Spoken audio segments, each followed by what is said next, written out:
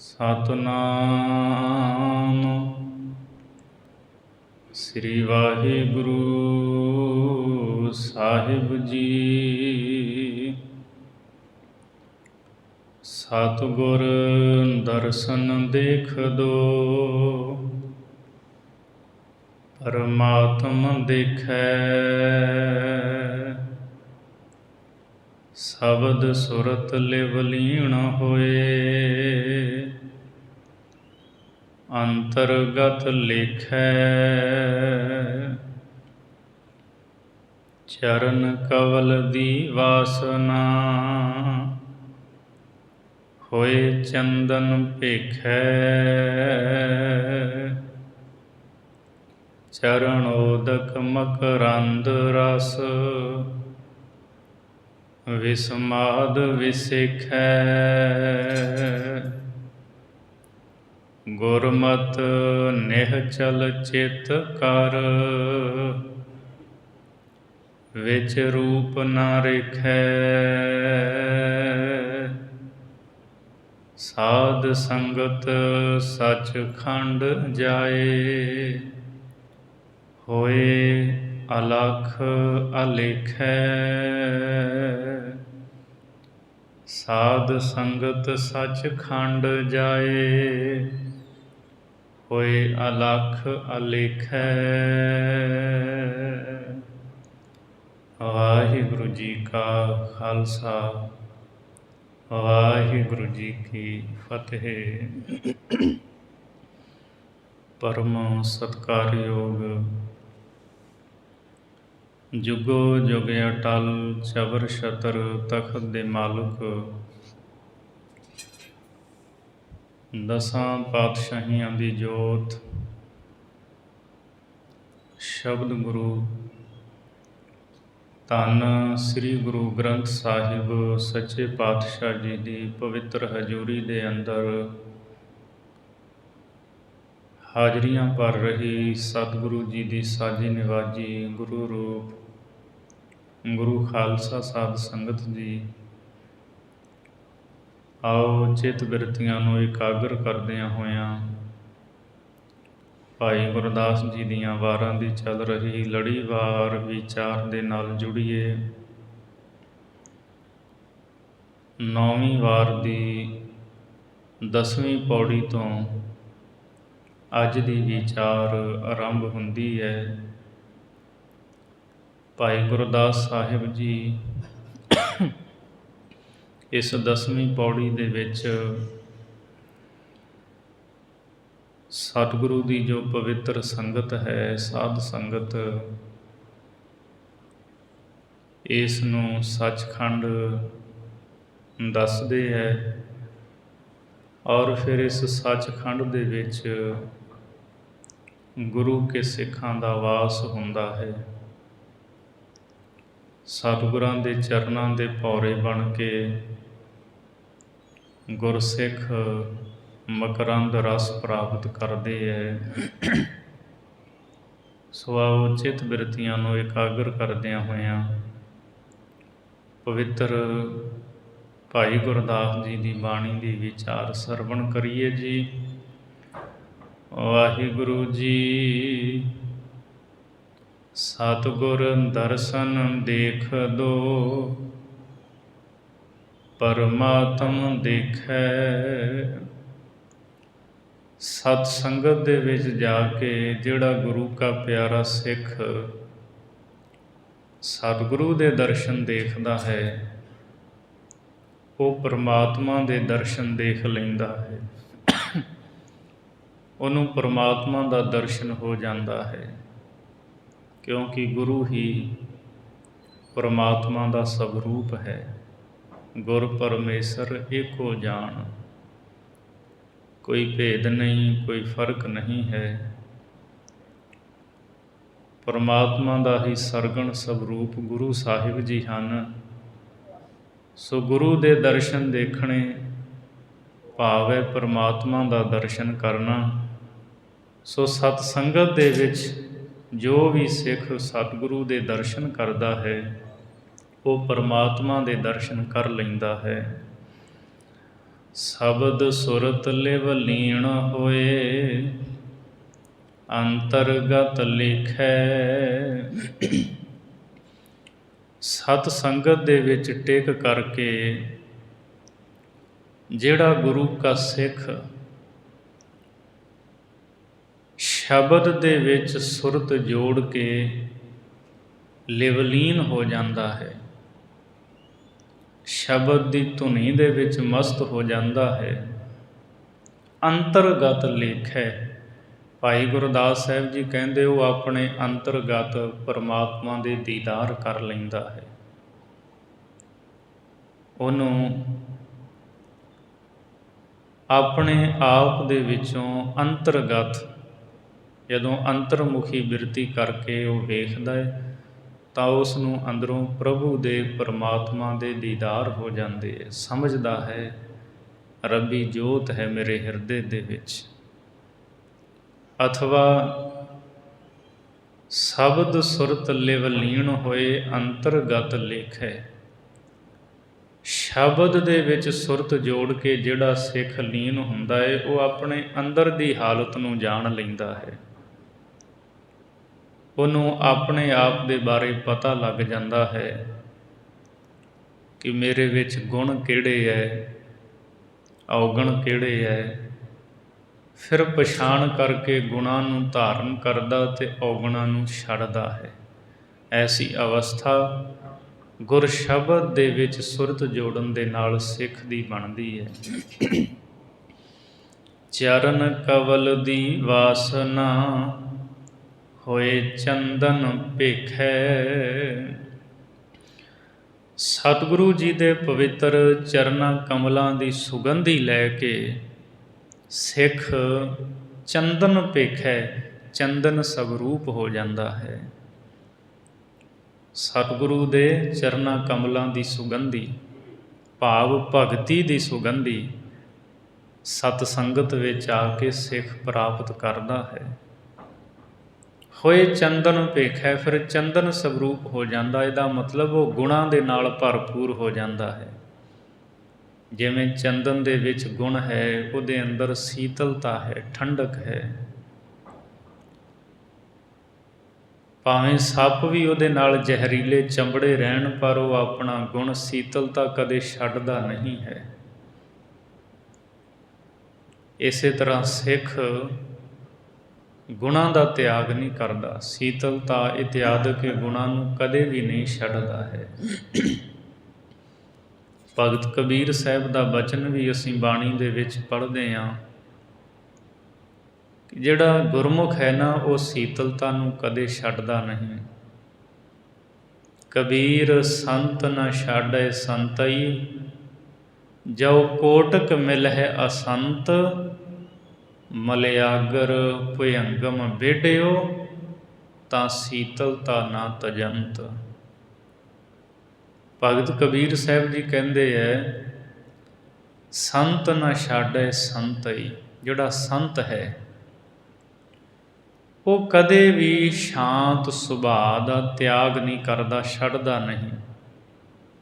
ਜੋ ਕੋਟਕ ਮਿਲਹਿ ਅਸੰਤ, ਭਾਵੇਂ ਕਰੋੜਾਂ ਹੀ ਉਸ ਨੂੰ ਅਸੰਤ ਮਨਮੁਖ ਸਾਕਤ ਪੁਰਸ਼ ਮਿਲ ਜਾਣ, ਪਰ ਉਹ ਸੀਤਲਤਾ ਦਾ ਗੁਣ ਨਹੀਂ ਛੱਡਦਾ। ਕਿਵੇਂ? ਮਲਿਆਗਰ ਭੁਯੰਗਮ ਬੇਢਿਓ। ਮਲਿਆਗਰ ਕਹਿੰਦੇ ਚੰਦਨ ਨੂੰ, ਕਹਿੰਦੇ ਜਿਵੇਂ ਚੰਦਨ ਦੇ ਰੁੱਖ ਨੂੰ ਸੱਪ ਲਿਪਟੇ ਰਹਿੰਦੇ ਹੈ, ਤਾਂ ਸੀਤਲਤਾ ਨਾ ਤਜੰਤ। ਫਿਰ ਵੀ ਚੰਦਨ ਆਪਣੀ ਸੀਤਲਤਾ ਛੱਡਦਾ ਨਹੀਂ। ਇਸੇ ਤਰ੍ਹਾਂ ਰੱਬ ਦਾ ਪਿਆਰਾ ਸੰਤ ਜਿਹੜਾ ਹੈ ਉਹ ਸੀਤਲਤਾ, ਸ਼ਾਂਤ ਸੁਭਾਅ ਇਤਿਆਦਿ ਗੁਣਾਂ ਨੂੰ ਕਦੇ ਵੀ ਨਹੀਂ ਛੱਡਦਾ। ਸੋ ਗੁਰੂ ਦਾ ਸਿੱਖ ਜਿਹੜਾ ਨਾ ਸਤ ਸੰਗਤ ਦੇ ਵਿੱਚ ਜਾ ਕਰਕੇ ਗੁਰੂ ਦੇ ਚਰਨਾਂ ਕਮਲਾਂ ਦੀ ਸੁਗੰਧੀ ਲੈਂਦਾ ਹੈ। ਗੁਰੂ ਦੇ ਚਰਨ ਕਮਲ ਸ਼ਬਦ ਰੂਪ ਹਨ। ਸ਼ਬਦਾਂ ਦਾ ਸਾਰ ਸਿਧਾਂਤ ਗ੍ਰਹਿਣ ਕਰਦਾ ਹੈ, ਸ਼ਬਦ ਦਾ ਰਸ ਪ੍ਰਾਪਤ ਕਰਦਾ ਹੈ ਅਤੇ ਫਿਰ ਗੁਣਾਂ ਦੇ ਨਾਲ ਭਰਪੂਰ ਹੋ ਜਾਂਦਾ ਹੈ। ਚਰਨ ਉਦਕ ਮਕਰੰਦ ਰਸ, ਵਿਸਮਾਦ ਵਿਸੇਖੈ। ਗੁਰੂ ਸਾਹਿਬ ਦੇ ਪਵਿੱਤਰ ਚਰਨਾਂ ਦਾ ਜੋ ਜਲ ਹੈ ਇਹ ਮਕਰੰਦ ਰਸ ਹੈ। ਗੁਰਸਿੱਖ ਸਤਿਗੁਰੂ ਦੇ ਚਰਨਾਂ ਦਾ ਅੰਮ੍ਰਿਤ ਪ੍ਰਾਪਤ ਕਰਦੇ ਰਹੇ ਹੈ ਖੰਡੇ ਦੀ ਪਾਹੁਲ ਤੋਂ ਪਹਿਲਾਂ। ਸੋ ਉਹਦਾ ਜ਼ਿਕਰ ਭਾਈ ਸਾਹਿਬ ਜੀ ਕਰਦੇ ਹੈ। ਗੁਰੂ ਦੇ ਚਰਨਾਂ ਦਾ ਜੋ ਜਲ ਹੈ ਇਹ ਮਕਰੰਦ ਰਸ ਹੈ। ਉਸ ਜਲ ਦੇ ਵਿੱਚ ਰਹਿਮਤਾਂ ਹਨ, ਉਹਦੇ ਵਿੱਚ ਸਵਾਦ ਹੈ, ਰਸ ਹੈ। ਕੈਸਾ ਵਿਸਮਾਦ ਵਿਸੇਖੈ। ਭਾਈ ਗੁਰਦਾਸ ਸਾਹਿਬ ਜੀ ਕਹਿੰਦੇ ਵੱਡਾ ਅਸਚਰਜ ਰੂਪ ਹੈ ਗੁਰੂ ਸਾਹਿਬ ਦੇ ਚਰਨਾਂ ਦਾ ਜਲ। ਜਿਸ ਨੂੰ ਚਰਨਾਮ੍ਰਿਤ ਮਿਲ ਜਾਂਦਾ ਹੈ ਉਹਨੂੰ ਫਿਰ ਦੁਨੀਆ ਦੇ ਬਾਕੀ ਰਸ ਕਸ ਭੁੱਲ ਜਾਂਦੇ ਹੈ। ਦੁਨੀਆ ਦੇ ਰਸਾਂ ਦੇ ਸਵਾਦ ਦੇ ਵਿੱਚ ਨਹੀਂ ਫਸਦਾ। ਚਰਨਾਮ੍ਰਿਤ ਲੈ ਕਰਕੇ ਫਿਰ ਗੁਰੂ ਸਾਹਿਬ ਜੀ ਦੀ ਬਾਣੀ ਪੜ੍ਹਦਾ ਹੈ, ਰਸਨਾ ਤੋਂ ਬਾਣੀ ਗਾਉਂਦਾ ਹੈ ਅਤੇ ਗੁਰਬਾਣੀ ਦਾ ਹੀ ਰਸ ਉਸ ਨੂੰ ਆਉਂਦਾ ਹੈ। ਜਦੋਂ ਇਹ ਰਸ ਆ ਜਾਂਦਾ ਫਿਰ ਦੁਨੀਆ ਦੇ ਰਸ ਭੁੱਲ ਜਾਂਦੇ ਹੈ।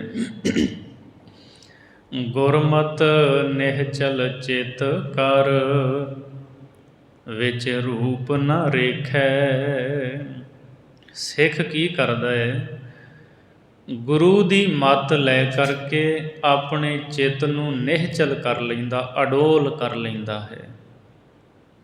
ਗੁਰੂ ਦੀ ਸਿੱਖਿਆ ਲਿਆਂ ਹੀ ਇਹ ਮਨ ਅਡੋਲ ਹੁੰਦਾ ਹੈ, ਚਿੱਤ ਅਡੋਲ ਹੁੰਦਾ ਹੈ। ਫਿਰ ਭਾਵੇਂ ਜਿੱਡੀ ਵੱਡੀ ਮਰਜ਼ੀ ਵਿਪਤਾ ਆ ਜਾਏ, ਕੋਈ ਮੁਸ਼ਕਲ ਆ ਜਾਏ, ਪਰ ਸਿੱਖ ਕਦੇ ਵੀ ਆਪਣੇ ਚਿੱਤ ਨੂੰ ਡੋਲਣ ਨਹੀਂ ਦਿੰਦਾ, ਅਡੋਲ ਰੱਖਦਾ ਹੈ। ਵਿੱਚ ਰੂਪ ਨਾ ਰੇਖੈ। ਹੋਰ ਜਿਹੜਾ ਰੂਪ ਰੇਖ ਹੈ ਨਾ, ਆਕਾਰ, ਉਹਦੇ ਵਿੱਚ ਨਹੀਂ ਪੈਂਦਾ ਉਹ। ਉਹਦਾ ਅੰਤःਕਰਨ ਵੀ ਸ਼ੁੱਧ ਹੋ ਜਾਂਦਾ, ਮਨ ਸ਼ੁੱਧ ਹੋ ਜਾਂਦਾ ਹੈ। ਹੋਰ ਕਿਸੇ ਰੂਪ ਰੇਖ ਦੇ ਵਿੱਚ ਪੈਂਦਾ ਹੀ ਨਹੀਂ ਹੈ, ਉਹਦੇ ਵਿੱਚ ਉਹ ਰਹਿੰਦਾ ਹੀ ਨਹੀਂ ਹੈ। ਉਹਨੂੰ ਇੱਕ ਪਰਮਾਤਮਾ ਦਾ ਹੀ ਦੀਦਾਰ ਹੁੰਦਾ ਹੈ। ਸੋ ਇਸ ਤਰ੍ਹਾਂ ਗੁਰੂ ਦੀ ਮੱਤ ਲੈ ਕੇ ਆਪਣੇ ਚਿੱਤ ਨੂੰ ਅਡੋਲ ਬਣਾ ਲੈਂਦਾ ਹੈ। ਸਾਧ ਸੰਗਤ ਸੱਚਖੰਡ ਜਾਏ, ਹੋਏ ਅਲਖ ਅਲੇਖੈ। ਸਾਧ ਸੰਗਤ ਰੂਪੀ ਸੱਚਖੰਡ ਦੇ ਵਿੱਚ ਜਾ ਕੇ ਸਿੱਖ ਜਿਹੜਾ ਹੈ ਹੋਏ ਅਲਖ ਅਲੇਖੈ। ਅਲਖ ਸਰੂਪ ਹੋ ਜਾਂਦਾ, ਪਰਮਾਤਮਾ ਦਾ ਰੂਪ ਹੋ ਜਾਂਦਾ, ਜਿਹਦਾ ਕੋਈ ਲੇਖਾ ਨਹੀਂ ਹੈ, ਜਿਹਦਾ ਕੋਈ ਲੇਖਾ ਜੋਖਾ ਪ੍ਰਭੂ ਦਾ ਕੋਈ ਕਰ ਹੀ ਨਹੀਂ ਸਕਦਾ। ਸਾਧ ਸੰਗਤ ਵਿੱਚ ਜਾ ਕੇ ਉਸੇ ਦਾ ਹੀ ਰੂਪ ਹੋ ਜਾਂਦਾ ਹੈ, ਭਾਵ ਪਰਮਾਤਮਾ ਦੇ ਵਿੱਚ ਅਭੇਦ ਹੋ ਜਾਂਦਾ ਹੈ। ਹੁਣ ਇਸ ਤੋਂ ਅਗਲੀ 11ਵੀਂ ਪੌੜੀ ਦੇ ਵਿੱਚ ਭਾਈ ਗੁਰਦਾਸ ਸਾਹਿਬ ਜੀ ਪਰਮਾਤਮਾ ਉਹਨੇ ਆਪਣੀ ਚੇਤਨ ਸੱਤਾ ਇੰਦਰੀਆਂ ਦੇ ਵਿੱਚ ਟਿਕਾਈ ਹੈ। ਹਰੇਕ ਦੇ ਵਿੱਚ ਉਹਦੀ ਸ਼ਕਤੀ ਚੇਤਨ ਸੱਤਾ ਹੈ। ਅਤੇ ਗੁਰਸਿੱਖ ਕਿਵੇਂ ਦੇਖਦਾ ਹੈ ਉਹਦਾ ਜ਼ਿਕਰ ਕਰ ਰਹੇ ਹੈ। ਅੱਖੀਂ ਅੰਦਰ ਦੇਖਦਾ, ਦਰਸ਼ਨ ਵਿੱਚ ਦਿਸੈ। ਗੁਰੂ ਕੇ ਸਿੱਖ ਦੇ ਅੰਦਰ ਇਹ ਨਿਸ਼ਚਾ ਹੁੰਦਾ ਹੈ ਕਿ ਜਿਹੜਾ ਅੱਖਾਂ ਦੇ ਵਿੱਚ ਬੈਠਾ ਹੋਇਆ ਇਹ ਸਾਰੇ ਸੰਸਾਰ ਦੇ ਪਸਾਰੇ ਨੂੰ ਵੇਖ ਰਿਹਾ ਹੈ। ਪਰਮਾਤਮਾ ਦੀ ਸ਼ਕਤੀ, ਉਹ ਪ੍ਰਭੂ ਅੱਖਾਂ ਵਿੱਚ ਬੈਠ ਕੇ ਤੇ ਸਾਰਿਆਂ ਨੂੰ ਦੇਖਦਾ ਹੈ। ਅੱਖੀਂ ਅੰਦਰ ਦੇਖਦਾ, ਦਰਸ਼ਨ ਵਿੱਚ ਦਿਸੈ। ਅਤੇ ਬਾਹਰ ਦਾ ਜਿਹੜਾ ਪਸਾਰਾ, ਬਾਹਰ ਦਾ ਜਿਹੜਾ ਦਰਸ਼ਨ ਪਦਾਰਥ ਨੇ ਨਾ, ਉਹਨਾਂ ਦੇ ਵਿੱਚ ਵੀ ਉਹੀ ਦਿਸਦਾ ਹੈ। ਭਾਵ ਇਹ ਹੈ ਵੀ ਅੱਖਾਂ ਵਿੱਚ ਬਹਿ ਕੇ ਵੇਖਣ ਵਾਲਾ ਵੀ ਉਹ ਹੈ ਅਤੇ ਬਾਹਰ ਜੋ ਕੁਝ ਦਿਸਦਾ ਹੈ ਉਹ ਵੀ ਉਹੀ ਆਪ ਹੈ। ਇਹੋ ਵਿਸ ਸੰਸਾਰ ਤੁਮ ਦੇਖਦੇ, ਇਹੋ ਹਰ ਕਾ ਰੂਪ ਹੈ। ਹਰ ਰੂਪ ਨਦਰੀ ਆਇਆ। ਧੰਨ ਗੁਰੂ ਅਮਰਦਾਸ ਮਹਾਰਾਜ ਜੀ ਕਹਿੰਦੇ ਜਿੰਨਾ ਵੀ ਇਹ ਸੰਸਾਰ ਤੁਸੀਂ ਵੇਖਦੇ ਹੋ ਇਹ ਪਰਮਾਤਮਾ ਦਾ ਰੂਪ ਹੈ। ਇਹ ਸਾਰਾ ਉਸ ਦਾ ਰੂਪ ਹੈ। ਸੋ ਇਸ ਲਈ ਅੱਖਾਂ ਦੇ ਵਿੱਚ ਬਹਿ ਕੇ ਵੇਖਣ ਵਾਲਾ ਵੀ ਉਹ ਹੈ ਅਤੇ ਬਾਹਰ ਜੋ ਕੁਝ ਅੱਖਾਂ ਦੇ ਨਾਲ ਦਿਸ ਰਿਹਾ ਹੈ ਦਰਸ਼ਨ, ਉਹ ਵੀ ਉਹ ਆਪ ਹੀ ਪਰਮਾਤਮਾ ਹੈ। ਸ਼ਬਦੈ ਵਿੱਚ ਵਖਾਣੀਐ, ਸੁਰਤੀ ਵਿੱਚ ਰਿਸੈ। ਸ਼ਬਦ ਦੇ ਵਿੱਚ ਜੋ ਕਥਨ ਕੀਤਾ ਗਿਆ ਹੈ ਉਹ ਸੁਰਤ ਵਿੱਚੋਂ ਨਿਕਲਦਾ ਹੈ। ਸ਼ਬਦ ਦੇ ਵਿੱਚ ਜੋ ਉਚਾਰਨ ਕੀਤਾ ਗਿਆ ਹੈ, ਸ਼ਬਦ ਵਿੱਚ ਜੋ ਦੱਸਿਆ ਗਿਆ ਹੈ, ਸ਼ਬਦ ਵਿੱਚ ਜੋ ਸਮਝਾਇਆ ਗਿਆ ਹੈ, ਸੁਰਤੀ ਵਿੱਚ ਰਿਸੈ, ਉਹ ਸੁਰਤ ਦੇ ਵਿੱਚੋਂ ਹੀ ਨਿਕਲਦਾ ਹੈ, ਸੁਰਤ ਦੇ ਵਿੱਚੋਂ ਹੋ ਕੇ ਆਉਂਦਾ ਹੈ। ਚਰਨ ਕਵਲ ਵਿੱਚ ਵਾਸਨਾ, ਮਨ ਭਵਰ ਸਲਿਸੈ। ਗੁਰੂ ਸਾਹਿਬ ਜੀ ਦੇ ਚਰਨਾਂ ਕਮਲਾਂ ਦੇ ਵਿੱਚ ਸੁਗੰਧੀ ਹੈ, ਭਗਤੀ ਦੀ ਸੁਗੰਧੀ ਹੈ।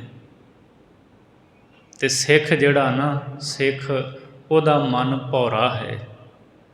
ਸਲਿਸੈ ਦਾ ਮਤਲਬ ਹੈ ਉਸ ਸੁਗੰਧੀ ਨੂੰ ਲੈਂਦਾ ਹੈ। ਜਿਵੇਂ ਭੌਰਾ ਫੁੱਲਾਂ ਦੇ ਉੱਤੇ ਆ ਕੇ ਮੰਡਰਾਉਂਦਾ ਹੈ, ਭੌਰਾ ਫੁੱਲਾਂ ਦਾ ਰਸ ਲੈਂਦਾ ਹੈ, ਇਸੇ ਤਰ੍ਹਾਂ ਗੁਰੂ ਦੇ ਸਿੱਖ ਦਾ, ਗੁਰੂ ਦਾ ਜਿਹੜਾ ਸਿੱਖ ਉਹਦਾ ਮਨ ਭੌਰਾ ਹੈ। ਮਨ ਰੂਪੀ ਭੌਰਾ ਚਰਨਾਂ ਕਮਲਾਂ ਦੀ ਭਗਤੀ ਰੂਪ ਸੁਗੰਧੀ ਨੂੰ ਪ੍ਰਾਪਤ ਕਰਦਾ ਹੈ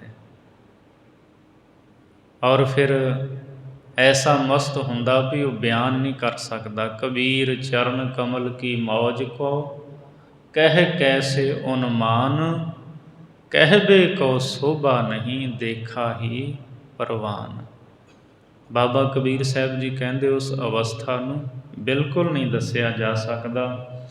ਸੋ ਮਨ ਭੌਰਾ ਬਣ ਕੇ ਗੁਰੂ ਦੇ ਚਰਨਾਂ ਕਮਲਾਂ ਦੀ ਭਗਤੀ ਰੂਪ ਸੁਗੰਧੀ ਨੂੰ ਲੈਂਦਾ ਹੈ। ਸਾਧ ਸੰਗਤ ਸੰਜੋਗ ਮਿਲ, ਵਿਜੋਗ ਨ ਕਿਸੈ। ਅਤੇ ਜਿਹੜਾ ਸਿੱਖ ਸਾਧ ਸੰਗਤ ਦੇ ਸੰਜੋਗ ਦੇ ਵਿੱਚ ਮਿਲ ਜਾਂਦਾ ਹੈ, ਭਾਵ ਸਾਧ ਸੰਗਤ ਦੇ ਮੇਲ ਵਿੱਚ ਜਿਹੜਾ ਮਿਲ ਜਾਂਦਾ ਹੈ, ਵਿਜੋਗ ਨਾ ਕਿਸੈ, ਫਿਰ ਉਹਨੂੰ ਕਿਸੇ ਪ੍ਰਕਾਰ ਕਿਸੇ ਸਮੇਂ ਵੀ ਵਿਜੋਗ ਵਿਛੋੜਾ ਨਹੀਂ ਹੁੰਦਾ। ਉਹ ਸਦਾ ਸ਼ਬਦ ਦੇ ਨਾਲ ਮਿਲਿਆ ਰਹਿੰਦਾ ਹੈ, ਸਦਾ ਪਰਮਾਤਮਾ ਦੇ ਨਾਲ ਮਿਲਿਆ ਰਹਿੰਦਾ ਹੈ। ਕਦੇ ਕਿਸੇ ਤਰ੍ਹਾਂ ਦਾ ਵੀ ਵਿਛੋੜਾ ਉਹਨੂੰ ਨਹੀਂ ਹੁੰਦਾ। ਉਹਦਾ ਵਿਛੋੜੇ ਦਾ ਦੁੱਖ ਦੂਰ ਹੋ ਜਾਂਦਾ ਹੈ। ਸਾਧ ਸੰਗਤ ਵਿਛੋੜੇ ਦਾ ਦੁੱਖ ਦੂਰ ਕਰਦੀ ਹੈ। ਗੁਰਮਤਿ ਅੰਦਰ ਚਿੱਤ ਹੈ, ਚਿੱਤ ਗੁਰਮਤਿ ਜਿਸੈ। ਭਾਈ ਗੁਰਦਾਸ ਸਾਹਿਬ ਜੀ ਫਰਮਾਉਂਦੇ ਹੈ, ਜਿਸ ਗੁਰੂ ਕੇ ਸਿੱਖ ਦਾ ਚਿੱਤ ਗੁਰਮਤਿ ਦੇ ਅੰਦਰ ਹੈ, ਗੁਰਮਤਿ ਦੇ ਅੰਦਰ ਜਿਹਦਾ ਚਿੱਤ ਹੈ, ਤਾਂ ਫਿਰ ਉਹਦਾ ਜਿਹੜਾ ਚਿੱਤ ਹੈ ਨਾ, ਉਹ ਗੁਰਮਤਿ ਰੂਪ ਹੀ ਹੋ ਜਾਂਦਾ ਹੈ, ਤਤ ਰੂਪ, ਸਿਧਾਂਤ ਰੂਪ ਹੋ ਜਾਂਦਾ ਉਸ ਸਿੱਖ ਦਾ ਜਿਹੜਾ ਚਿੱਤ ਹੈ। ਚਿੱਤ ਗੁਰਮਤਿ ਜਿਸੈ, ਅਤੇ ਉਹ ਜੇ ਗੁਰਮਤਿ ਦਾ ਹੀ ਸਰੂਪ ਹੋ ਜਾਂਦਾ ਹੈ, ਫਿਰ ਗੁਰਮਤਿ ਤੋਂ ਬਾਹਰੀ ਉਹ ਚਿੱਤ ਬਿਲਕੁਲ ਨਹੀਂ ਜਾਂਦਾ। ਉਹਦੇ ਚਿੱਤ ਵਿੱਚ ਸਦਾ ਹੀ ਗੁਰੂ ਦਾ ਉਪਦੇਸ਼, ਗੁਰੂ ਦੀ ਦੱਸੀ ਮਰਿਆਦਾ, ਕਿਵੇਂ ਚੱਲਣਾ ਹੈ, ਕਿਵੇਂ ਤੁਰਨਾ ਹੈ, ਮੈਂ ਕੀ ਕਾਰਜ ਕਿਵੇਂ ਕਰਨਾ, ਸਾਰਾ ਗੁਰਮਤਿ ਦੇ ਅਨੁਸਾਰ ਕਰਦਾ ਉਹਦੇ ਚਿੱਤ ਵਿੱਚ। ਉਹਦਾ ਚਿੱਤ ਗੁਰਮਤਿ ਰੂਪ ਹੋ ਜਾਂਦਾ ਹੈ। ਪਾਰ ਬ੍ਰਹਮ ਪੂਰਨ ਬ੍ਰਹਮ, ਸਤਿਗੁਰ ਹੈ ਤਿਸੈ। ਫਿਰ ਉਸ ਸਿੱਖ ਦੇ ਅੰਦਰ ਇਹ ਨਿਸ਼ਚਾ ਬਣਦਾ ਹੈ ਕਿ ਜਿਹੜਾ ਪ੍ਰਕਿਰਤੀ ਦੇ ਪਾਰਾਵਾਰ ਤੋਂ ਪਰੇ ਹੈ ਨਾ, ਪਾਰ ਬ੍ਰਹਮ, ਜਿਹੜਾ ਬ੍ਰਹਮ ਸਾਰਿਆਂ ਥਾਵਾਂ 'ਤੇ ਸਮਾਇਆ ਹੈ, ਸਤਿਗੁਰ ਹੈ ਤਿਸੈ। ਸਤਿਗੁਰੂ ਉਸੇ ਦਾ ਸਵਰੂਪ ਹੈ, ਗੁਰੂ ਉਹਦੇ ਤੋਂ ਵੱਖਰਾ ਨਹੀਂ। ਗੁਰੂ ਪਰਮਾਤਮਾ ਦਾ ਸਵਰੂਪ ਹੈ, ਗੁਰੂ ਪ੍ਰਭੂ ਹੈ। ਸੋ ਇਹ ਨਿਸ਼ਚਾ ਸਿੱਖ ਦੇ ਅੰਦਰ ਮਨ ਵਿੱਚ ਬਣ ਜਾਂਦਾ ਹੈ। ਹੁਣ ਇਸ ਤੋਂ ਅਗਲੀ 12ਵੀਂ ਪੌੜੀ ਦੇ ਵਿੱਚ ਭਾਈ ਗੁਰਦਾਸ ਸਾਹਿਬ ਜੀ ਪਰਮੇਸ਼ਰ ਦੇ ਗੁਣ ਜਿਹੜੇ ਹੈ ਨਾ, ਉਹਦੀ ਸ਼ਕਤੀ ਇੰਦਰੀਆਂ ਦੇ ਵਿੱਚ ਟਿਕੀ ਹੋਈ ਹੈ, ਉਹਦਾ ਜ਼ਿਕਰ ਕਰਦੇ ਹੈ। ਅੱਖੀ ਅੰਦਰ ਦਿਸ਼ਟ ਹੋਏ, ਨਕ ਸਾਹੋ ਸੰਜੋਈ। ਪਰਮਾਤਮਾ ਨੇ ਅੱਖਾਂ ਦੇ ਵਿੱਚ ਦ੍ਰਿਸ਼ਟੀ ਹੋ ਕਰਕੇ ਸਮਾਉਣਾ ਕੀਤਾ ਹੈ। ਇਹ ਜਿਹੜੀਆਂ ਅੱਖਾਂ ਨੇ ਨਾ, ਇਹਨਾਂ ਦੇ ਵਿੱਚ ਦ੍ਰਿਸ਼ਟ ਰੂਪ ਹੋ ਕੇ ਉਹਦੀ ਸ਼ਕਤੀ ਸਮਾਈ ਹੋਈ ਹੈ। ਨੱਕ ਸਾਹੋ ਸੰਜੋਈ, ਅਤੇ ਜਿਹੜਾ ਨੱਕ ਹੈ ਉਹਦੇ ਵਿੱਚ ਸਾਹ ਲੈਣ ਦੀ ਉਹਨੇ ਸ਼ਕਤੀ, ਸੰਜੋਈ ਦਾ ਅਰਥ ਪਾਈ ਹੈ। ਭਾਵ ਇਹ ਹੈ ਵੀ ਇਕੱਲੀਆਂ ਅੱਖਾਂ ਉਹਨੇ ਬਣਾਈਆਂ ਨਹੀਂ ਪਰਮਾਤਮਾ ਨੇ, ਇਹਨਾਂ ਦੇ ਵਿੱਚ ਦ੍ਰਿਸ਼ਟੀ ਵੀ ਰੱਖੀ ਹੈ।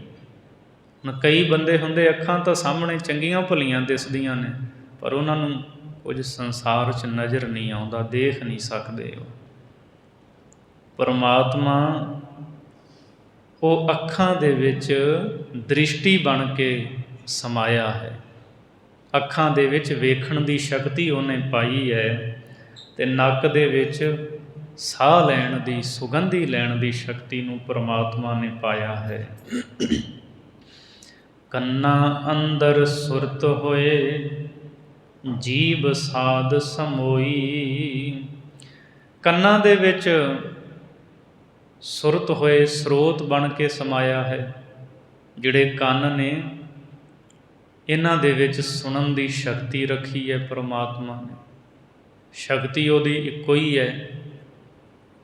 ਉਹ ਅੱਖਾਂ ਦੇ ਵਿੱਚ ਵੇਖਣ ਦਾ ਕੰਮ ਕਰਦੀ ਹੈ, ਕੰਨਾਂ ਦੇ ਵਿੱਚ ਉਹ ਸ਼ਕਤੀ ਸੁਣਨ ਦਾ ਕੰਮ ਕਰਦੀ ਹੈ, ਰਸਨਾ ਦੇ ਵਿੱਚ ਹੈ ਰਸ ਲੈਣ ਦਾ, ਬੋਲਣ ਦਾ ਕੰਮ ਕਰਦੀ ਹੈ।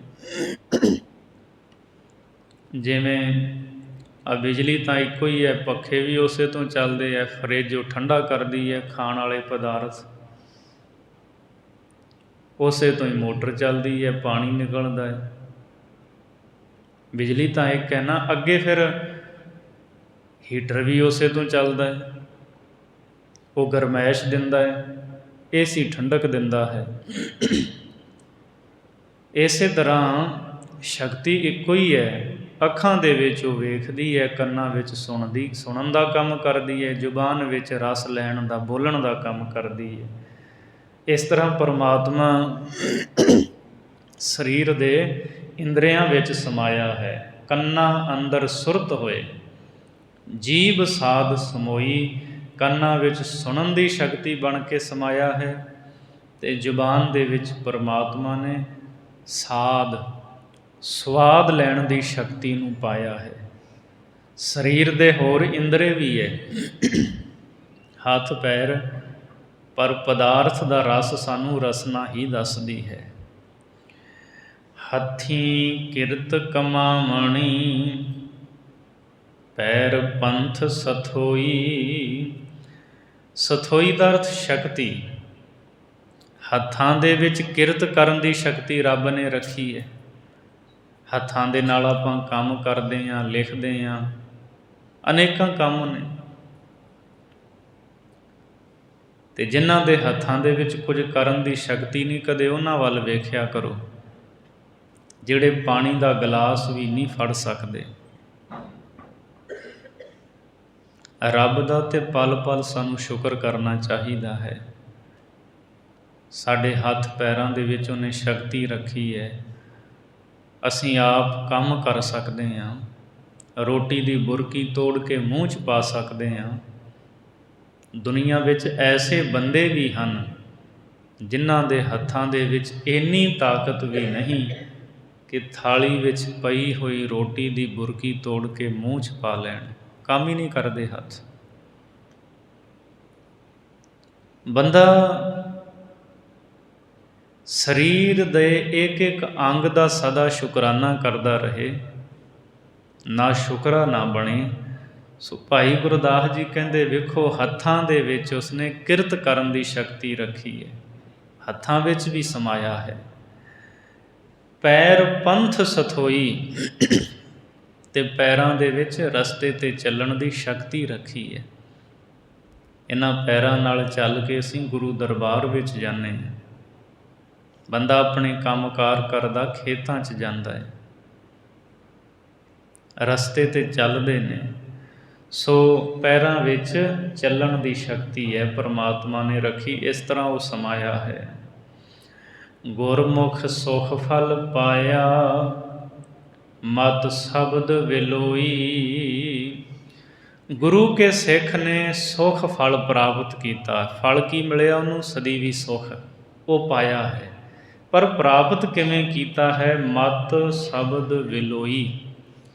ਵਿਲੋਈ ਦਾ ਆਖਰੀ ਅਰਥ ਹੁੰਦਾ ਰਿੜਕਣਾ। ਹਰ ਕਾ ਬਿਲੋਵ ਨਾ ਬਿਲੋਵਹੁ ਮੇਰੇ ਭਾਈ, ਸਹਿਜ ਬਿਲੋਵਹੁ ਜੈਸੇ ਤਤ ਨਾ ਜਾਈ। ਸ਼ਬਦ ਨੂੰ ਰਿੜਕਣ ਦਾ ਮਤਲਬ ਹੁੰਦਾ ਸ਼ਬਦ ਦੀ ਵਿਚਾਰ ਕਰਨੀ।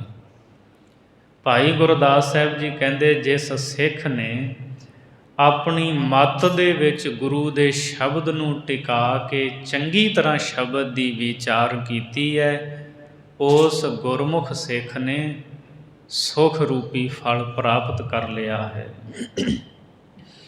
ਪਰ ਕਿਰਤੀ ਹੂੰ ਬਾਹਰਾ, ਗੁਰਮੁਖ ਵਿਰਲੋਈ। ਪਰ ਕਿਰਤੀ ਹੂੰ ਬਾਹਰਾ, ਇਹ ਜਿਹੜਾ ਸੰਸਾਰ ਹੈ ਨਾ, ਮਾਇਕ ਪਦਾਰਥ ਨੇ ਸੰਸਾਰ ਦੇ। ਇਹਨਾਂ ਮਾਇਕ ਪਦਾਰਥਾਂ ਦੇ ਵਿੱਚ ਰਹਿੰਦਾ ਹੋਇਆ ਇਹਨਾਂ ਦੇ ਅਸਰ ਤੋਂ ਜਿਹੜਾ ਮੁਕਤ ਰਹਿੰਦਾ ਹੈ, ਭਾਈ ਗੁਰਦਾਸ ਜੀ ਕਹਿੰਦੇ ਇਹੋ ਜਿਹਾ ਸਿੱਖ ਕੋਈ ਵਿਰਲਾ ਹੈ। ਪਦਾਰਥਾਂ ਦਾ ਅਸਰ ਨਹੀਂ ਉਹਦੇ 'ਤੇ, ਨਾ ਪਦਾਰਥਾਂ ਦੇ ਰਸ ਦੇ ਵਿੱਚ ਉਹ ਫਸਦਾ ਹੈ, ਇਹਨਾਂ ਰਸਾਂ ਦੇ ਵਿੱਚ ਮਗਨ ਨਹੀਂ ਹੁੰਦਾ। ਗੁਰਮੁਖ ਜਿਹੜਾ ਨਾ ਰਹਿੰਦਾ ਤਾਂ ਸੰਸਾਰ 'ਚ ਹੀ ਹੈ। ਜਿਵੇਂ ਕੌਲ ਫੁੱਲ ਪਾਣੀ ਵਿੱਚ ਰਹਿੰਦਾ, ਪਾਣੀ ਤੋਂ ਨਿਰਲੇਪ ਹੈ, ਇਸੇ ਤਰ੍ਹਾਂ ਸਿੱਖ ਸੰਸਾਰ ਵਿੱਚ ਰਹਿੰਦਾ, ਘਰ ਪਰਿਵਾਰ 'ਚ ਰਹਿੰਦਾ, ਮੋਹ ਮਾਇਆ ਤੋਂ ਨਿਰਲੇਪ ਹੈ। ਸੋ ਇਹ ਸਿੱਖ ਦਾ ਜੀਵਨ ਹੈ। ਮਾਇਕ ਪਦਾਰਥਾਂ 'ਚ ਰਹਿੰਦਾ, ਉਹਨਾਂ ਦੇ ਅਸਰ ਤੋਂ ਬਾਹਰ ਹੀ ਰਹਿੰਦਾ ਹੈ। ਇਹੋ ਜਿਹਾ ਗੁਰਮੁਖ ਕੋਈ ਵਿਰਲਾ ਹੈ। ਸਾਧ ਸੰਗਤ ਚੰਨਣ ਬਿਰਖ, ਮਿਲ ਚੰਨਣ ਹੋਈ। ਸਾਧ ਸੰਗਤ ਜਿਹੜੀ ਹੈ ਇਹ ਚੰਦਨ ਦਾ ਰੁੱਖ ਹੈ।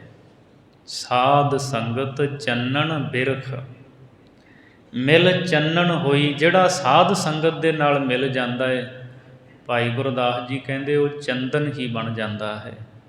ਚੰਦਨ ਦੇ ਵਿੱਚ ਜਿਵੇਂ ਗੁਣ ਹੈ, ਇਸੇ ਤਰ੍ਹਾਂ ਜਿਹੜਾ ਸਾਧ ਸੰਗਤ ਰੂਪੀ ਚੰਦਨ ਦਰਖਤ ਦੇ ਵਿੱਚ ਮਿਲਦਾ ਹੈ, ਉਹ ਫਿਰ ਚੰਦਨ ਸਵਰੂਪ ਹੋ ਜਾਂਦਾ, ਭਾਵ ਗੁਣਾਂ ਦੇ ਨਾਲ ਭਰ ਜਾਂਦਾ ਹੈ। ਸਤ ਸੰਗਤ ਸਾਧ ਸੰਗਤ ਕਰਦਿਆਂ ਕਰਦਿਆਂ ਉਹਦੇ ਜੀਵਨ ਦੇ ਵਿੱਚ ਗੁਣ ਭਰ ਜਾਂਦੇ ਹੈ, ਗੁਣਾਂ ਦੇ ਨਾਲ ਭਰਪੂਰ ਹੋ ਜਾਂਦਾ ਹੈ। ਸੋ ਇਸ ਚੰਦਨ ਨਾਲ ਮਿਲ ਕੇ ਚੰਦਨ ਹੋ ਜਾਂਦਾ ਹੈ। ਇਸ ਤੋਂ ਅੱਗੇ 13ਵੀਂ ਪੌੜੀ ਵਿੱਚ ਪਰਮਾਤਮਾ ਉਹਦਾ ਨਾਮ ਮੰਤਰ ਵਿਸਮਾਦ ਅਵਸਥਾ ਵਿੱਚ ਲੈ ਜਾਣ ਵਾਲਾ ਹੈ। ਭਾਈ ਗੁਰਦਾਸ ਸਾਹਿਬ ਜੀ ਕਥਨ ਕਰਦੇ ਹੈ, ਅਵਗਤ ਗਤ ਅਵਗਤ ਦੀ, ਕਿਉਂ ਅਲਖ ਲਖਾਏ। ਅਵਗਤ ਕਹਿੰਦੇ ਹੈ ਜਿਹਦੀ ਗਤ ਅਵਸਥਾ ਨਾ ਜਾਣੀ ਜਾ ਸਕੇ, ਜਿਹਦੇ ਬਾਰੇ ਆਪਾਂ ਪੂਰਨ ਤੌਰ 'ਤੇ ਨਾ ਸਮਝ ਸਕੀਏ, ਨਾ ਜਾਣ ਸਕੀਏ। ਪਰਮਾਤਮਾ ਉਹ ਅਵਗਤ ਹੈ, ਉਹਦੀ ਅਵਸਥਾ ਬਾਰੇ ਨਹੀਂ ਸਮਝਿਆ ਜਾ ਸਕਦਾ। ਅਵਗਤ ਗਤ ਅਵਗਤ ਦੀ, ਅਵਗਤ ਪਰਮਾਤਮਾ ਦੀ ਜੋ ਗਤ ਅਵਸਥਾ ਹੈ, ਭਾਈ ਗੁਰਦਾਸ ਜੀ ਕਹਿੰਦੇ ਉਹ ਅਵਗਤ ਹੈ, ਸਮਝੀ ਨਹੀਂ ਜਾ ਸਕਦੀ। ਕਿਉਂ ਅਲਖ ਲਖਾਏ, ਤੇ ਉਸ ਅਲਖ ਨੂੰ ਕਿਵੇਂ ਲਖਿਆ ਜਾਵੇ? ਉਸ ਨਾ ਜਾਣੇ ਜਾਣ ਵਾਲੇ ਨੂੰ ਕਿਵੇਂ ਜਾਣਿਆ ਜਾਵੇ? ਕਿਵੇਂ ਬੰਦਾ ਜਾਣੇ? ਨਹੀਂ ਜਾਣ ਸਕਦਾ, ਕਿਉਂਕਿ ਇਹਦੀ ਮੱਤ ਜਿਹੜੀ ਹੈ ਥੋੜ੍ਹੀ ਹੈ, ਇੰਨੀ ਮੱਤ ਹੀ ਨਹੀਂ ਵੀ ਉਸ ਨੂੰ ਸਮਝ ਸਕੇ। ਅਕਥ ਕਥਾ ਹੈ ਅਕਥ ਦੀ, ਕਿਉਂ ਆਖ ਸੁਣਾਏ।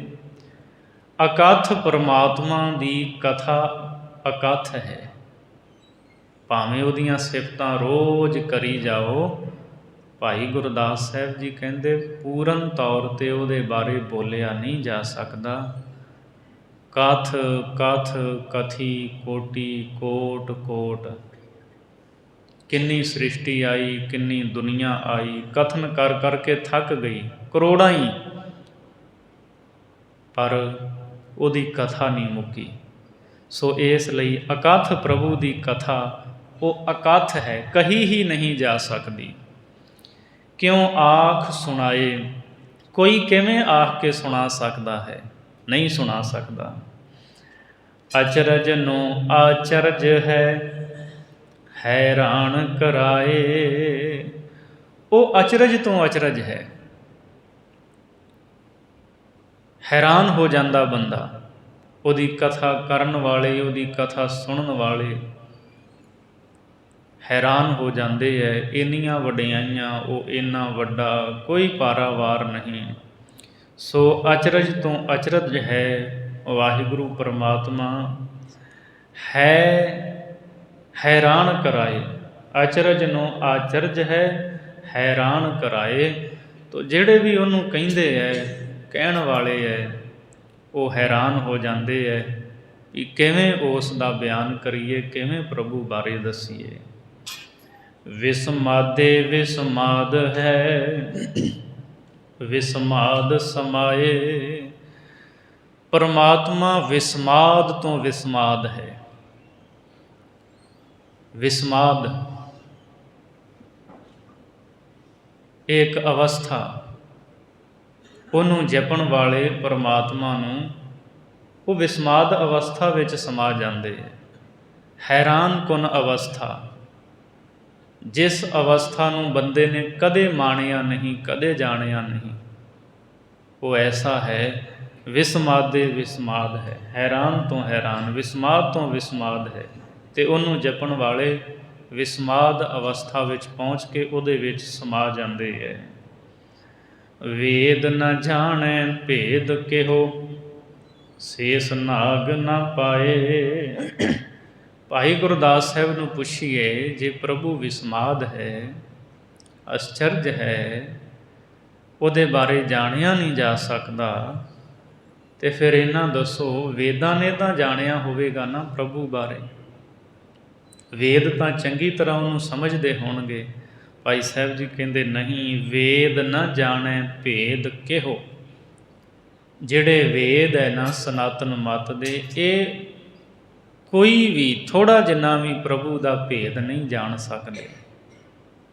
ਕਿਉਂਕਿ ਭਾਈ ਗੁਰਦਾਸ ਸਾਹਿਬ ਨੇ ਵੇਦ ਵੀ ਪੜ੍ਹੇ ਸਨ, ਸਨਾਤਨ ਮੱਤ ਦੀਆਂ ਧਰਮ ਪੁਸਤਕਾਂ ਦਾ ਵੀ ਚੰਗੀ ਤਰ੍ਹਾਂ ਅਧਿਐਨ ਕੀਤਾ ਹੈ।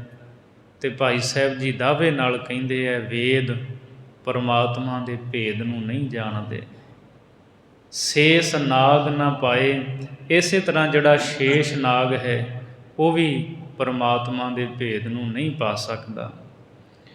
ਵਾਹਿਗੁਰੂ ਸਾਲਾਹਣਾ ਗੁਰ ਸ਼ਬਦ ਅਲਾਏ। ਸੋ ਭਾਈ ਗੁਰਦਾਸ ਸਾਹਿਬ ਜੀ, ਜੇ ਉਹਦਾ ਕੋਈ ਭੇਦ ਨਹੀਂ ਪਾ ਸਕਦਾ, ਉਹਦੇ ਬਾਰੇ ਸਮਝਿਆ ਨਹੀਂ ਜਾ ਸਕਦਾ, ਫਿਰ ਦੱਸੋ ਅਸੀਂ ਕੀ ਕਰੀਏ। ਭਾਈ ਸਾਹਿਬ ਜੀ ਕਹਿੰਦੇ ਵਾਹਿਗੁਰੂ ਸਾਲਾਹਣਾ, ਵਾਹਿਗੁਰੂ ਕਹਿ ਕੇ ਉਹਨੂੰ ਸਲਾਹੋ, ਉਹਦੀਆਂ ਸਿਫਤਾਂ ਕਰੋ। ਉਹਦਾ ਅੰਤ ਪਾਉਣ ਵਾਲੇ ਪਾਸੇ ਨਾ ਤੁਰਿਓ। ਕਿੱਡਾ ਕੁ ਵੱਡਾ ਹੈ,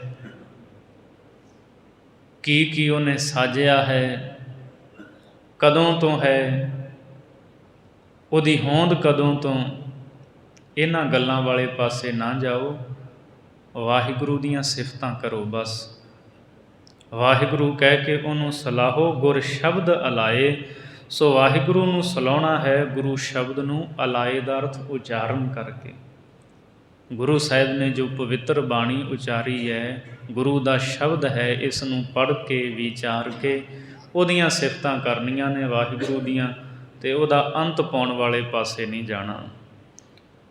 ਸੋ ਇਸ ਤੋਂ ਅਗਲੀ 14ਵੀਂ ਪੌੜੀ ਵਿੱਚ ਹੁਣ ਭਾਈ ਗੁਰਦਾਸ ਜੀ ਗੁਰਮੁਖ ਦੇ ਗੁਣ ਦੱਸਦੇ ਹੈ। ਜਿਹੜੇ ਗੁਰਮੁਖ ਨੇ ਨਾ, ਉਹ ਕਿਵੇਂ ਗੁਰੂ ਦੀ ਦੱਸੀ ਮਰਿਆਦਾ 'ਤੇ ਚੱਲਦੇ ਹੈ। ਲੀਹਾਂ ਅੰਦਰ ਚੱਲੀਐ ਜਿਉਂ ਗਾਡੀ ਰਾਹੋ। ਭਾਈ ਗੁਰਦਾਸ ਜੀ ਕਹਿੰਦੇ ਜਿਵੇਂ ਗੱਡੀ ਰਸਤੇ ਦੇ ਵਿੱਚ ਲੀਹਾਂ ਦੇ ਵਿੱਚ ਚੱਲਦੀ ਹੈ। ਲੀਹ ਸਮਝਦੇ ਹੋ ਨਾ, ਗੱਡੀਆਂ ਬਲਦਾਂ ਦੇ ਨਾਲ ਜੋੜ ਕੇ ਤੇ ਫਸਲਾਂ ਢੋਣੀਆਂ, ਅਤੇ ਜਿੱਥੇ ਉਹਦੇ ਪਹੀਏ ਚੱਲਦੇ ਸੀ ਲੀਹ ਪੈ ਜਾਂਦੀ ਸੀ, ਅਤੇ ਲੀਹ ਦੇ ਵਿੱਚ ਗੱਡੀ ਬਹੁਤ ਸੌਖੀ ਚੱਲਦੀ ਸੀ। ਬਲਦਾਂ ਨੂੰ ਵੀ ਸੌਖਾ ਹੁੰਦਾ ਸੀ, ਲੀਹ ਪਈ ਹੁੰਦੀ ਸੀ, ਪੱਧਰੇ ਸਿੱਧੇ ਤੁਰੇ ਜਾਂਦੇ ਸੀ। ਅਤੇ ਜੇ ਦੂਜੇ ਥਾਂ 'ਤੇ ਲੈ ਕੇ ਜਾਂਦੇ, ਉਹ ਗੱਡੀ ਫਸ ਜਾਂਦੀ ਸੀ। ਉਹਦੇ ਜਿਹੜੇ ਪਹੀਏ ਹੈ, ਟਾਇਰ ਹੈ, ਉਹ ਧੱਸ ਜਾਂਦੇ ਜ਼ਮੀਨ ਦੇ ਵਿੱਚ। ਸੋ ਭਾਈ ਗੁਰਦਾਸ ਜੀ ਕਹਿੰਦੇ ਜਿਹੜੀ ਗੱਡੀ ਹੈ ਨਾ ਲੀਹ ਵਿੱਚ ਬੜੀ ਸੌਖੀ ਚੱਲਦੀ ਹੈ। ਅੱਜ ਵੀ ਤੁਸੀਂ ਵੇਖੋ ਜਦੋਂ ਕਿਤੇ ਆਪਾਂ ਭਰੀ ਟਰਾਲੀ ਖੇਤ ਵਿੱਚੋਂ ਕੱਢਣੀ ਹੁੰਦੀ ਹੈ ਨਾ, ਅਤੇ ਲੀਹ ਦੇ ਵਿੱਚ ਹੀ ਖਾਸ ਕਰਕੇ ਉਸ ਨੂੰ ਚਲਾਉਂਦੇ ਹਾਂ ਵੀ ਦੂਜੇ ਥਾਂ ਇਹ ਟਰਾਲੀ ਫਸ ਜਾਣੀ ਹੈ। ਸੋ ਲੀਹ ਜਿੱਥੇ ਪਈ ਹੋਈ, ਜਿੱਥੇ ਪੱਕਾ ਰਾਹ ਬਣਿਆ ਹੋਇਆ, ਉੱਥੇ ਸੌਖੀ ਹੀ ਗੱਡੀ ਚੱਲਦੀ ਹੈ। ਲੀਹਾਂ ਅੰਦਰ ਚੱਲੀਐ ਜਿਉਂ ਗਾਡੀ ਰਾਹੋ। ਸੋ ਇਸੇ ਤਰ੍ਹਾਂ ਜਿਹੜੇ ਗੁਰਮੁਖ ਨੇ ਨਾ, ਗੁਰੂ ਦੇ ਸਿੱਖ, ਉਹ ਲੀਹ ਦੇ ਵਿੱਚ, ਮਰਿਆਦਾ ਦੇ ਵਿੱਚ ਚੱਲਦੇ ਹੈ। ਜਿਵੇਂ ਗੱਡੀ ਲੀਹ ਦੇ ਵਿੱਚ ਸੌਖੀ ਚੱਲਦੀ ਹੈ ਨਾ, ਇਸੇ ਤਰ੍ਹਾਂ ਗੁਰਮੁਖ ਜੋ ਗੁਰੂ ਨੇ ਲੀਹ ਬਣਾ ਦਿੱਤੀ, ਮਰਿਆਦਾ ਬਣਾ ਦਿੱਤੀ, ਅਤੇ ਉੱਥੇ ਉਸ ਲੀਹ ਦੇ ਵਿੱਚ, ਮਰਿਆਦਾ ਦੇ ਵਿੱਚ ਚੱਲਦੇ ਬੜੇ ਸੌਖੇ ਰਹਿੰਦੇ ਆ। ਸੁੱਖ ਫਲ ਮਿਲਦਾ ਉਹਨਾਂ ਨੂੰ, ਕਿਉਂਕਿ ਉਹ ਲੀਹ ਦੇ ਵਿੱਚ, ਮਰਿਆਦਾ ਵਿੱਚ ਚੱਲਦੇ ਹੈ। ਇਸੇ ਨੂੰ ਗਾਡੀ ਰਾਹੋ ਕਿਹਾ ਗਿਆ ਹੈ ਵੀ ਗੱਡੀ ਲੀਹ ਵਿੱਚ ਚੱਲਦੀ ਸੌਖੀ ਹੈ, ਗੁਰਮੁਖ ਮਰਿਆਦਾ ਦੇ ਵਿੱਚ ਚੱਲਦੇ ਸੁਖੀ ਰਹਿੰਦੇ ਹੈ। ਹੁਕਮ ਰਜਾਈ ਚੱਲਣਾ ਸਾਧ ਸੰਗ ਨਿਭਾਹੋ। ਸੋ ਜਿਵੇਂ ਗੱਡੀ ਲੀਹ ਦੇ ਵਿੱਚ ਚੱਲਦੀ ਹੈ ਨਾ, ਇਸੇ ਤਰ੍ਹਾਂ ਜਿਹੜੇ ਗੁਰਮੁਖ ਪਿਆਰੇ ਹੈ ਉਹ ਰਜਾ ਕਰਨ ਵਾਲੇ ਵਾਹਿਗੁਰੂ ਦੇ ਹੁਕਮ ਦੇ ਵਿੱਚ ਚੱਲਦੇ ਹੈ ਅਤੇ ਸਾਧ ਸੰਗਤ ਦੇ ਵਿੱਚ ਟਿਕ ਕੇ ਨਿਰਵਾਹ ਕਰਦੇ ਹੈ। ਜਿਉਂ ਧਨ ਸੋਗਾ ਰੱਖਦਾ ਘਰ ਅੰਦਰ ਸਾਹੋ।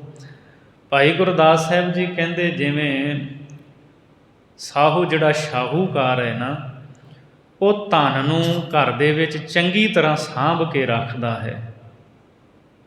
ਇਸੇ ਤਰ੍ਹਾਂ ਜਿਹੜਾ ਗੁਰਮੁਖ ਹੈ ਨਾ, ਗੁਰੂ ਕਾ ਪਿਆਰਾ ਸਿੱਖ, ਉਹ ਆਤਮਿਕ ਗੁਣਾਂ ਨੂੰ, ਨਾਮ ਧਨ ਨੂੰ ਆਪਣੇ ਹਿਰਦੇ ਘਰ ਵਿੱਚ ਚੰਗੀ ਤਰ੍ਹਾਂ ਸਾਂਭ ਕੇ ਰੱਖਦਾ ਹੈ। ਕਿਤੇ ਇਹ ਜਿਹੜੇ ਮੇਰੇ ਆਤਮਿਕ ਗੁਣ ਨੇ, ਇਹਨੂੰ ਦੂਤ ਵਿਕਾਰ ਲੁੱਟ ਨਾ ਲੈਣ। ਇਸ ਦੇਹੀ ਅੰਦਰ ਪੰਚ ਚੋਰ ਵਸਹਿ, ਕਾਮ ਕ੍ਰੋਧ ਲੋਭ ਮੋਹ ਅਹੰਕਾਰਾ। ਅੰਮ੍ਰਿਤ ਲੂਟਹਿ ਮਨ ਮੁਖ ਨਹੀਂ ਬੂਝਹਿ, ਕੋਏ ਨਾ ਸੁਣੈ ਪੁਕਾਰਾ। ਅੰਮ੍ਰਿਤ ਗੁਣਾਂ ਨੂੰ ਲੁੱਟਦੇ ਹੈ। ਸੋ ਇਸ ਲਈ ਸਿੱਖ ਗੁਣਾਂ ਨੂੰ ਹਿਰਦੇ ਵਿੱਚ ਚੰਗੀ ਤਰ੍ਹਾਂ ਸਾਂਭ ਕੇ ਰੱਖਦਾ, ਜਿਵੇਂ ਸ਼ਾਹੂਕਾਰ ਘਰ ਵਿੱਚ ਧਨ ਨੂੰ ਸਾਂਭਦਾ ਹੈ। ਜਿਉਂ ਮਿਰਜਾਦ ਨ ਛੱਡਈ ਸਾਇਰ ਅਸਗਾਹੋ। ਜਿਵੇਂ ਡੂੰਘਾ ਸਮੁੰਦਰ ਆਪਣੀ ਮਰਿਆਦਾ ਨਹੀਂ ਛੱਡਦਾ, ਰੱਬ ਦੇ ਭੈ ਵਿੱਚ ਰਹਿੰਦਾ ਹੈ, ਇਸੇ ਤਰ੍ਹਾਂ ਸਿੱਖ ਗੁਰੂ ਦੇ ਭੈ ਵਿੱਚ ਰਹਿੰਦਾ, ਉਹ ਮਰਿਆਦਾ ਨਹੀਂ ਛੱਡਦਾ, ਮਰਿਆਦਾ ਦੇ ਵਿੱਚ ਰਹਿੰਦਾ ਹੈ। ਗੱਲ ਸਾਰੀ ਮਰਿਆਦਾ ਦੀ ਹੈ। ਜਦੋਂ ਅਸੀਂ ਮਰਿਆਦਾ ਦੀ ਉਲੰਘਣਾ ਕਰ ਦਿੰਦੇ ਹਾਂ, ਭਾਵੇਂ ਬਾਹਰ ਦੀ, ਸੰਸਾਰ ਦੀ ਹੋਵੇ, ਪਰਮਾਰਥ ਦੀ ਹੋਵੇ, ਉਦੋਂ ਫਿਰ ਜੀਵਨ ਵਿੱਚ ਦੁੱਖ ਮਿਲਦਾ ਹੈ। ਮਰਿਆਦਾ ਦੀ ਉਲੰਘਣਾ ਜੇ ਕਰੀਏ, ਫਿਰ ਉਹਦੇ ਵਾਸਤੇ ਵਿਧਾਨ ਵੀ ਹੈ ਨਾ, ਦੰਡ ਵੀ ਮਿਲਦਾ, ਸਜ਼ਾ ਵੀ ਮਿਲਦੀ ਹੈ। ਹੁਣ ਜਿਸ ਦੇਸ਼ ਵਿੱਚ ਤੁਸੀਂ ਰਹਿੰਦੇ ਹੋ, ਉੱਥੋਂ ਦਾ ਕਾਨੂੰਨ ਹੈ, ਹੁਣ ਤੁਸੀਂ ਗੱਡੀ ਚਲਾਉਂਦੇ ਹੋ, ਇਹ ਥੋੜ੍ਹੀ ਵੀ ਜਿੱਧਰ ਨੂੰ ਜੀਅ ਕਰਦਾ ਅੱਗੇ ਲਾਲ ਬੱਤੀ ਹੋਈ ਹੈ ਵੀ ਸਿੱਧੀ ਲੰਘਾ ਦਿਓ, ਰੁਕਣਾ ਪੈਣਾ ਉੱਥੇ। ਦੂਜਿਆਂ ਨੂੰ ਰਾਹ ਦਿੱਤਾ ਹੋਇਆ, ਪਹਿਲਾਂ ਦੂਜਿਆਂ ਨੂੰ ਜਾਣ ਦੇ, ਫਿਰ ਅੱਗੇ ਜਾਵੇਂਗਾ। ਮਨ ਮਰਜ਼ੀ ਨਹੀਂ। ਉਹ ਜਿਹੜੇ ਅਸੂਲ ਬਣਾਏ ਹੈ ਨਾ, ਉਹਨਾਂ ਵਿੱਚ ਚੱਲਣਾ ਪੈਂਦਾ। ਜੇ ਉਹਨਾਂ ਨੂੰ ਤੋੜੇ, ਬੰਦਾ ਵੀ ਦੁਖੀ ਹੁੰਦਾ, ਉਹਦਾ ਐਕਸੀਡੈਂਟ ਵੀ ਹੋ ਜਾਂਦਾ, ਉਹਨੂੰ ਸਜ਼ਾ ਵੀ ਮਿਲਦੀ, ਉਹਦਾ ਵਿਧਾਨ ਵੀ ਹੈ। ਇਸੇ ਤਰ੍ਹਾਂ ਪਰਮਾਰਥ ਦੇ ਵਿੱਚ ਗੁਰੂ ਸਾਹਿਬ ਨੇ ਇਹ ਜਿਹੜਾ ਗੁਰਮੁਖ ਗਾਡੀ ਰਾਹ ਚਲਾਇਆ ਨਾ, ਇੱਕ ਮਰਿਆਦਾ ਦਿੱਤੀ ਹੈ, ਕਿਹੜੇ ਰਸਤੇ 'ਤੇ ਤੂੰ ਚੱਲਣਾ ਹੈ। ਅਤੇ ਜੇ ਉਸ ਰਸਤੇ ਨੂੰ ਛੱਡ ਕੇ ਹੋਰ ਰਸਤੇ 'ਤੇ ਚੱਲੇਗਾ ਤਾਂ ਫਿਰ ਸਜ਼ਾ ਵੀ ਤਾਂ ਮਿਲੇਗੀ, ਉਹਦਾ ਵਿਧਾਨ ਹੈ। ਸੋ ਇਸ ਲਈ ਜਿਵੇਂ ਭਾਈ ਗੁਰਦਾਸ ਜੀ ਕਹਿੰਦੇ ਜਿਹੜਾ ਡੂੰਘਾ ਸਮੁੰਦਰ ਹੈ ਨਾ, ਉਹ ਆਪਣੀ ਮਰਿਆਦਾ ਨੂੰ ਨਹੀਂ ਛੱਡਦਾ, ਰੱਬ ਦੇ ਭੈ ਵਿੱਚ ਹੈ। ਜੇ ਹੁਣ ਕਿੰਨਾ ਜ਼ਿਆਦਾ ਪਾਣੀ ਹੈ, 3 ਹਿੱਸੇ ਪਾਣੀ ਹੈ, ਜੇ ਮਰਿਆਦਾ ਛੱਡ ਦੇਵੇ, ਉਹ ਤਾਂ ਸਾਰਾ ਕੁਝ ਡੁਬੋ ਕੇ ਰੱਖ ਦੇਵੇ, ਦੁਨੀਆ 'ਤੇ ਸਕਿੰਟਾਂ ਵਿੱਚ ਤਬਾਹ ਕਰ ਦੇਵੇ। ਪਰ ਰੱਬ ਨੇ ਆਪਣੇ ਭੈ ਵਿੱਚ ਰੱਖਿਆ ਹੈ। ਸੋ ਇਸੇ ਤਰ੍ਹਾਂ ਸਿੱਖ ਜਿਹੜਾ ਨਾ, ਗੁਰਮੁਖ, ਉਹ ਗੁਰੂ ਦੇ ਭੈ ਵਿੱਚ ਮਰਿਆਦਾ 'ਚ ਰਹਿੰਦਾ, ਮਰਿਆਦਾ ਨਹੀਂ ਛੱਡਦਾ। ਅੰਮ੍ਰਿਤ ਵੇਲੇ ਉੱਠਦਾ ਹੈ, ਨਿਤਨੇਮੀ ਹੈ, 5 ਕਕਾਰਾਂ ਦਾ ਧਾਰਨੀ ਹੈ, 5 ਕਕਾਰਾਂ ਦੀ ਰਹਿਤ ਰੱਖਦਾ ਹੈ, 4 ਬਜਰ ਕੁਰੈਤਾਂ ਤੋਂ ਬਚ ਕੇ ਰਹਿੰਦਾ ਹੈ, ਮਰਿਆਦਾ ਰੱਖਦਾ, ਮਰਿਆਦਾ 'ਚ ਰਹਿੰਦਾ ਹੈ। ਲੱਤਾਂ ਹੇਠ ਲਤਾੜੀਐ ਅਜਰਾਵਰ ਘਾਹੋ। ਅਜਰਾਵਰ ਦਾ ਭਾਵ ਇੱਥੇ ਹੈ ਜਿਹੜਾ ਰਸਤੇ ਵਿੱਚ ਫੈਲਿਆ ਹੋਇਆ ਹੈ, ਸੜਕ ਦੇ ਉੱਤੇ ਖਿੰਡਿਆ ਹੋਇਆ ਹੈ ਘਾਹ। ਲੱਤਾਂ ਹੇਠ ਲਤਾੜੀਐ ਅਜਰਾਵਰ ਘਾਹੋ, ਕਹਿੰਦੇ ਜਿਵੇਂ ਫੈਲਿਆ ਹੋਇਆ ਘਾਹ ਉਹ ਲੱਤਾਂ ਦੇ ਹੇਠ, ਪੈਰਾਂ ਦੇ ਹੇਠ ਲਿਤਾੜਿਆ ਜਾਂਦਾ ਹੈ, ਪਰ ਉਹ ਆਪਣਾ ਸੁਭਾਅ ਜਿਹੜਾ ਨਾ ਨਿਮਰਤਾ ਵਾਲਾ ਛੱਡਦਾ ਨਹੀਂ। ਬਾਬਾ ਫਰੀਦ ਸਾਹਿਬ ਜੀ ਦਾ ਵੀ ਅਸੀਂ ਇਹ ਸਲੋਕ ਪੜ੍ਹਦੇ ਹਾਂ, ਫਰੀਦਾ ਥੀਓ ਪਵਾਹੀ ਦੱਬ, ਜੇ ਸਾਈਂ ਲੋੜ ਹੈ ਸਭ, ਇੱਕ ਛਿਜੈ ਵਿਆਹ ਲਤਾੜੀ ਹੈ, ਤਾਂ ਸਾਈਂ ਦੇ ਦਰ ਵਾੜੀਐ। ਕਹਿੰਦੇ ਵੇਖੋ ਦੱਬ ਕਿਵੇਂ ਉਹ ਪੈਰਾਂ ਹੇਠ ਲਿਤਾੜੀ ਜਾਂਦੀ ਹੈ, ਕੁੱਟਿਆ ਜਾਂਦਾ ਉਹਨੂੰ, ਫਿਰ ਜਾ ਕੇ ਕਿਤੇ ਉਹ ਸਾਈਂ ਦੇ ਮਾਲਕ ਦੇ ਦਰ ਦੇ ਵਿੱਚ ਪ੍ਰਵਾਨ ਹੁੰਦੀ ਹੈ। ਸੋ ਇਸੇ ਤਰ੍ਹਾਂ ਜਿਵੇਂ ਘਾਹ ਪੈਰਾਂ ਦੇ ਹੇਠ ਲਿਤਾੜਿਆ ਜਾਂਦਾ ਨਾ, ਉਹ ਆਪਣਾ ਸੁਭਾਅ ਨਹੀਂ ਛੱਡਦਾ। ਗੁਰਮੁਖ ਜਿਹੜਾ ਹੈ ਉਹ ਆਪਣਾ ਸੁਭਾਅ ਨਹੀਂ ਛੱਡਦਾ, ਨਿਮਰਤਾ ਦੇ ਸੁਭਾਅ ਨੂੰ ਧਾਰਨ ਕਰਕੇ ਰੱਖਦਾ ਹੈ। ਧਰਮਸਾਲ ਹੈ ਮਾਨਸਰ, ਗੁਰਸਿੱਖ ਵਾਹੋ। ਧਰਮਸਾਲ ਹੈ ਮਾਨਸਰ। ਧਰਮਸਾਲ ਕੀ ਹੈ? ਸਤ ਸੰਗਤ। ਇਹ ਜਿਹੜੀ ਧਰਮਸਾਲ, ਇਹ ਜਿਹੜੀ ਸਤ ਸੰਗਤ ਹੈ, ਭਾਈ ਗੁਰਦਾਸ ਜੀ ਕਹਿੰਦੇ ਇਹ ਮਾਨ ਸਰੋਵਰ ਹੈ। ਅਤੇ ਮਾਨ ਸਰੋਵਰ ਦੇ ਉੱਤੇ ਜਿਵੇਂ ਹੰਸ ਵਸਦੇ ਹੈ, ਗੁਰਸਿੱਖ ਵਾਹੋ। ਗੁਰਸਿੱਖ ਜਿਹੜੇ ਹੈ ਉਹ ਧਨਤਾ ਦੇ ਯੋਗ ਹੰਸ ਹਨ। ਗੁਰੂ ਕੇ ਸਿੱਖ ਉਹਨਾਂ ਨੂੰ ਸ਼ਾਬਾਸ਼ ਹੈ, ਕਿਉਂਕਿ ਉਹ ਸਾਧ ਸੰਗਤ, ਇਹ ਧਰਮਸਾਲ, ਇਸ ਮਾਨਸਰ ਦੇ ਵਾਸੀ ਹਨ, ਇੱਥੇ ਵਸਦੇ ਹੈ। ਧਰਮਸਾਲ ਹੈ ਮਾਨਸਰ, ਹੰਸ ਗੁਰਸਿੱਖ ਵਾਹੋ।